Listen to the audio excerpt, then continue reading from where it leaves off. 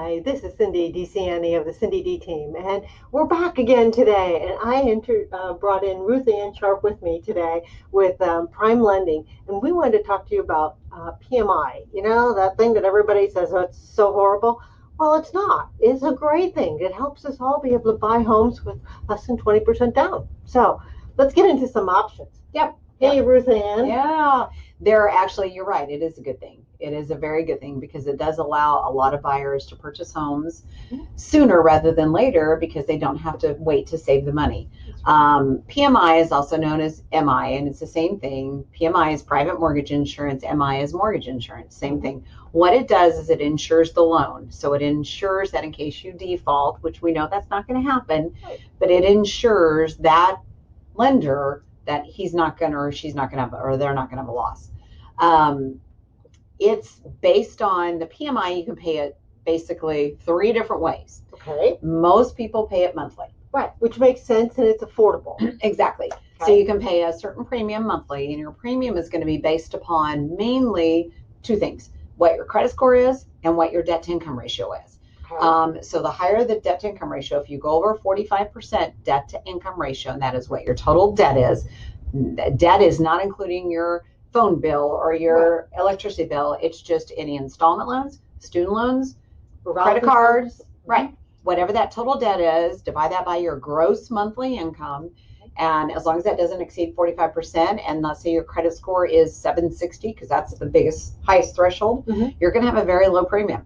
And it's based upon the loan amount. So if you have a $200,000 loan amount and you've got that high credit score and you've got that low debt to income, it may be $70, $80 a month. So it's not huge. No, it's minimal.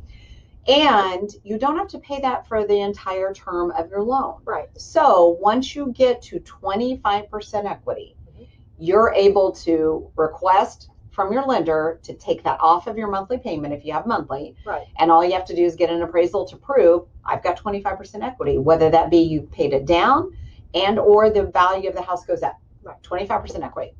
But let's talk about the other option, because that's the one most people don't realize. Most people do, right? Because you can actually pay for that up front, can't you? You and can. You have no payment, right? Yes. So it doesn't, you don't have monthly, so you don't have a part of your mortgage payment. You pay it in a single premium. Okay. So single premium is, at closing you have a lump sum, and let's just say it's $2,000 that you're paying that lump sum. That's recommended. I recommend that only if a seller's paying that. So if a seller's paying that fee, then let's push it towards that. It may not be the best option for you compared to monthly, but it is an option.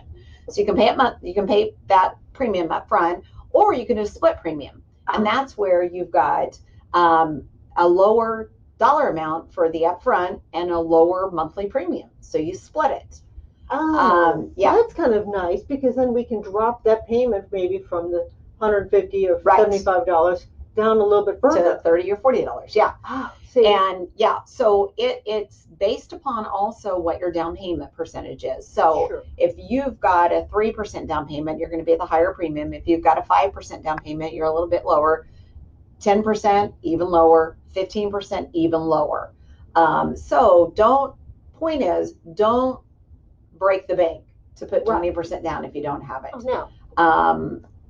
Just pay the mortgage insurance and plan on getting it taken off if you do monthly. 2 things though, and ask your lender there, if you pay the upfront, there's a refundable and a non-refundable. So ask that question. So refundable is if you get to that 25% equity and you prove you've got that, you can get a certain prorated portion of that upfront premium back. Non-refundable, obviously you can't. Right. So, yeah. Wow. Did we confuse them? I don't think so. We gave them options. Yeah. Good to have options. It's nice to understand that you don't only have to pay it up front, or if you pay monthly, you can actually split it and do a little bit of both. And there's even a 4th option if you really want to know. Well, let's not go into that. Yeah, and that's where you get a second mortgage, but that's another option. No. Yeah. We've already been down that road. We don't want to go that road. That's what happened in 2008. Yeah. So, but no, MI is not a bad thing. No, not. Yeah, it's a good thing. Yeah. So great. There you go. We just had our educate you guys on what to do when it comes to private mortgage insurance. Have any questions? Contact us. We're more than happy to help answer. Ruth Ann and I have known each other since the 90s, been in this business for a long time. Mm-hmm. So we feel like if we don't know, we can get you the answers. Yes. So thanks so much.